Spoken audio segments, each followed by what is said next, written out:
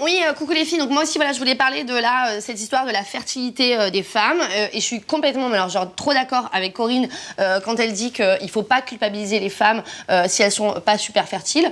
Notamment, moi, pourquoi je suis super d'accord avec ça, c'est que tout simplement, la plupart du temps, ça n'est pas de leur faute. Enfin, je veux dire, je vois par exemple Corinne et sa salpingite. Enfin, je dis salpingite. Après, je sais pas si c'est hyper sale ou pas, mais je veux dire, une pingite, c'est quand même rarement propre, quoi. Mais je veux dire, sa salpingite n'est pas tombée du ciel. C'est un homme qui lui a refilé. De la même façon que moi, je sais que j'ai vraiment failli devenir stérile à cause des hommes. Bon, moi, en fait, ce qui s'est passé, c'est qu'il y a une année où vraiment, genre, toutes mes copines, elles ont commencé à avoir plein de gamins, elles ont vraiment pullulé de gosses, alors pas forcément voulu, prévu et tout, quoi. Et j'ai remarqué que chez moi, ça ne se déclenchait pas. Alors que pourtant, j'étais vraiment à l'apogée de la carrière de mes ovaires, quoi. Et donc, je suis allée voir ma gynéco, et j'ai expliqué le truc, et elle m'a dit, ben, écoutez, peut-être vous avez des problèmes de cycle, on va voir au niveau des hormones, on va faire une prise de sang, voir s'il n'y a pas un problème.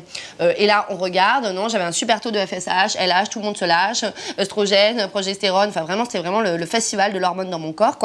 Donc elle m'a dit bon bah, c'est pas ça, on va vous regarder l'état de l'utérus, de vos trompes et tout. Donc elle m'a dit on va vous faire une hystérosalpingoscopie. Et moi j'ai fait à vos souhaits. Et en fait on a regardé et tout et là pareil vraiment trop zéro problème. Donc à la fin elle m'a dit bah écoutez je pense que là le plus judicieux ce serait de faire passer un test à votre partenaire. Et moi à ma gynéco j'ai dit mais quel partenaire? Et elle me dit, bah, celui avec qui vous avez des rapports sexuels, envie d'avoir un enfant. Et moi, j'ai dit, mais je n'ai pas de rapport sexuel. Et là, ma gynéco m'a fait, ah ouais, d'accord. Ben, je comprends, tu vois. Bah, genre, elle était dépitée comme moi de voir qu'en fait, si tu couches pas avec des hommes, ça peut te rendre stérile, quoi. Franchement, c'est dégueulasse.